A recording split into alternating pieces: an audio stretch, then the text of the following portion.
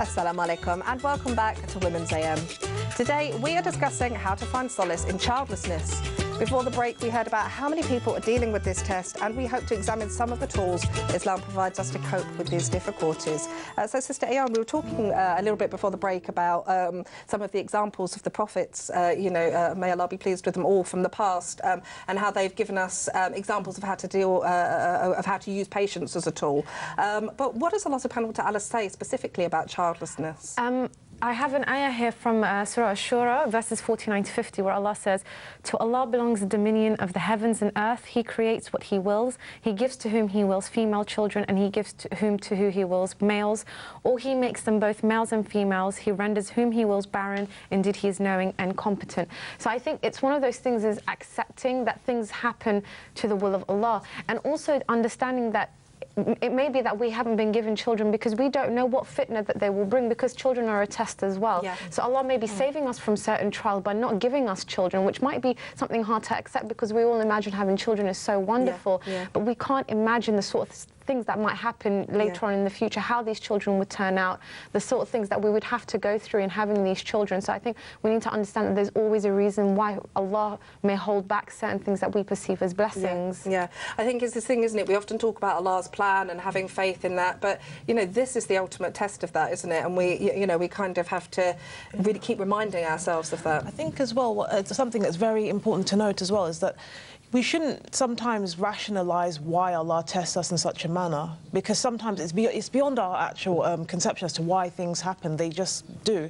But it's important as well to remember not to despair, and Allah warns us of this actually, where we shouldn't lose hope and in despairing, because that actually in a way causes us to distance our relationship from Allah. And once our relationship from Allah is distanced, it can be very difficult to not only reconnect it, but we may fall into certain vices or things that are displeasing to Allah. And that's mentioned within Surah Yusuf, which is chapter 12 of the Quran, verse 87, where Allah says, "And despair not of Allah's mercy. Surely none despairs of Allah's mercy except unbelieving people." So so we're just constantly being reminded to always have hope in Allah, because we generally Allah is in the opinion of this. The opinion that we have of Allah, it is what He will be. If we see Allah as being merciful, He'll show His rahmah. Likewise, if not, we'll see that. So He's always in the opinion of His slave. Yeah, absolutely, absolutely. Sister Aisha, have you got anything to add to the points that the sisters have made about what Allah subhanahu wa ta'ala tells us about childlessness? I think just to share a point that, again, we're all human, and we're all going to have all different emotions. We're going to get angry, we're going to get upset, we're going to get frustrated. That's the kind of initial stages of grief, of loss, when someone doesn't have a child, or their dreams don't come. So the way they visualize their life, it's been shattered already before it even begins. So I think on one level it's about empathizing with the person, and understanding that life hasn't turned out the way it has, and kind of using the tools to help them to move forward in that way. But most importantly, just like the sisters have shared, it's about helping them spiritually to understand what has happened, and how to give themselves comfort, to know that in the akhirah, inshallah, they will get that reward. And this life is so short, and it's about knowing that whatever we do in this life, inshallah, we will get the reward, if not in this life, in the hereafter. But just to share a very quick case that I had, it was a couple. She was pregnant, right at the process of labor, she lost her child, subhanallah. And it took her many, many years of being traumatized by that situation of what took place, a lot of bereavement, a lot of anger taking place as to why did this happen to me.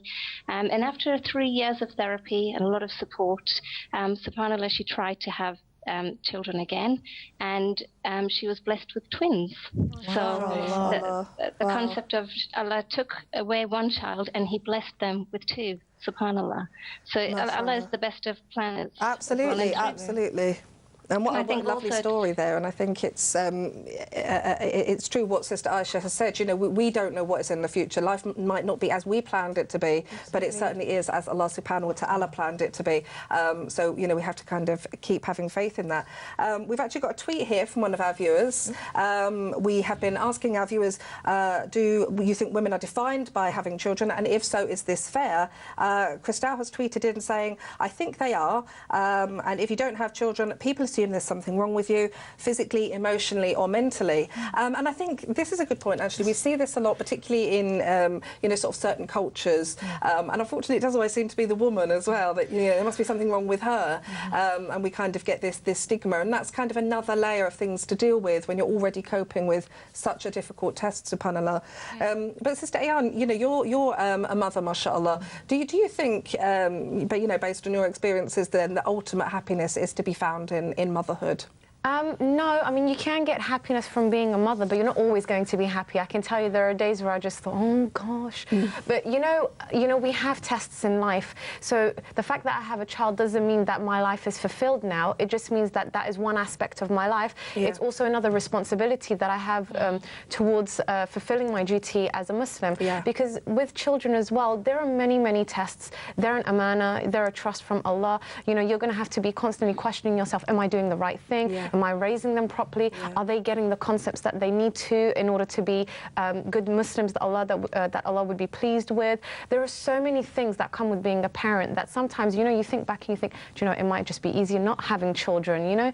And it's hard. It's hard. And in the terms of culture, you do get in certain cultures or certain communities, people are really insensitive about you know, whether you have children or not. They don't stop to think to themselves, maybe they are trying, but Allah hasn't given them children. And that comes down to ignorance as well. Ignorance that it's not up to them. You know, it's from Allah. Children are a gift from Allah. If they haven't got it yet, it's not because maybe they're not trying.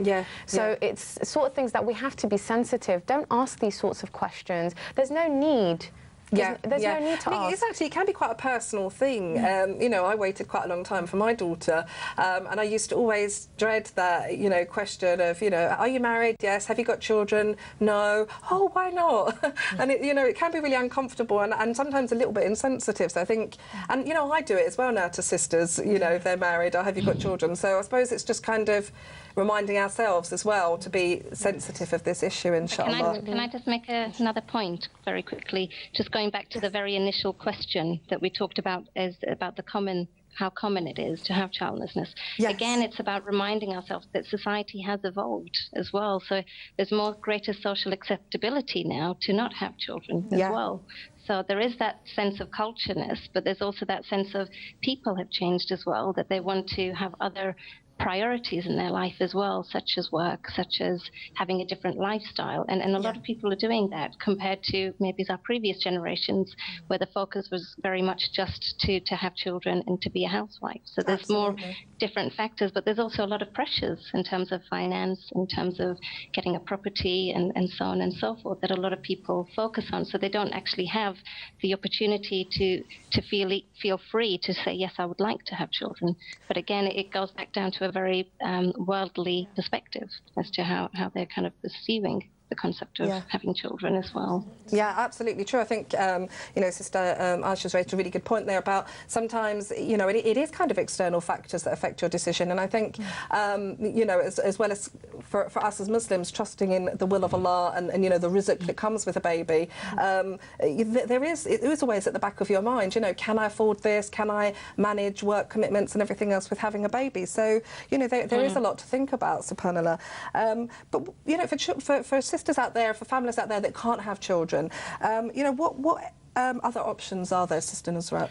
Well, we can actually think about how, but I think the central question here is, in spite of this, how can I make sure or ensure that my desire to have a child can manifest in different ways? That's really the central, and we find that actually there are alternatives in answering that.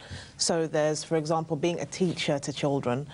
There is so much responsibility and reward in actually educating the next generation of people that, inshallah, will contribute to making a positive impact in society. And actually, when we look at the evidences for reward in being a teacher, actually, there was one book I was reading by Imam Mirza Nugent. It's called The Instruction of the Student, The Best Method. He said that he who teaches you one letter of what you need in your religious instruction, he is your father in religion. So the fact that you as a woman are teaching a child, harnessing their skills, teaching them to become productive members in the society, you're already fulfilling a very big responsibility, and there is much reward in that as well. We find even taking care of orphans is something very much emphasised within the Quran, whereas there's much reward in doing that. So we look at, for example, there was a saying by the Prophet, by Sa'id bin Murrah al-Fihri, relating that her father said that the Prophet said, may Allah be pleased with him, grant him peace, said that I and the guardian of an orphan will be in the garden like these two, meaning his two fingers like that. So the fact that you're offering your love, care and support to helping a child who is vulnerable, and in many cases orphans are vulnerable, particularly we see in places like Africa, that is something that will carry immense reward because you're giving your love, you're using your means to actually help better the lives of somebody. Absolutely, absolutely, mashallah, very commendable thing. Sister Aisha, can we have your take-home messages for sisters dealing with this issue of childlessness? Say that again, sorry, I didn't hear. Sorry, Sister Aisha, could we have a take-home message from you about for sisters dealing with childlessness? Yeah, sure. I think it's for sisters and for brothers as well, so both partners get affected. It's important to talk. It's okay to have various different emotions, to get upset, to get angry. It's important to get support in the situation that you're in. It's also about looking at it from a wider perspective as well, so not just purely just focus on what it is that you're wanting, but also look at it from different options. How can you fulfill your need in other ways? So just like the sister mentioned, perhaps looking at working with children or adopting, fostering a child. And I think what's also important is not just to keep the focus just on wanting to have a child. Look at what other areas in your life that you would like to fulfill that perhaps you haven't. So is there a goal or a course that some people haven't done that they would like to fulfill, and could that be something that they can do? So just kind of changing their mindset as well, having alternatives is really important so that they can have that balanced perspective. Absolutely. But just know that you're not on your own, that there is a lot of support available, and just know that there's so much comfort in our deen, that the answers are already there, and that there's so much reward, not just in this world, but in the akhirah. And this is what we need to work towards, inshallah. Absolutely, alhamdulillah. Jazakallah khair. Jazakallah khair for that final comment there, Sister Aisha. Allah subhanahu wa ta'ala narrated to us the stories of those who came before us so that we could learn from them. The prophets of Allah were the most beloved to Allah subhanahu wa ta'ala, yet they were tested with many trials, including childlessness. What brings comfort is knowing that all that befalls us is a decree from our Creator that helps us to turn to Him in our time of need. Don't lose hope. Know that the real reward is with Allah subhanahu wa ta'ala. We've had a very moving and thought-provoking discussion on this topic. But if you've missed any of this discussion, catch the catch-up show tomorrow at 6 a.m. inshallah. And of course, you can catch our best bits at 3 p.m. on Sunday. Sisters, do you think you would be a good guest for the show, or do you know a sister that would be? Then we want to hear from you. This is your show, sisters, and we would love to have you on as our guests.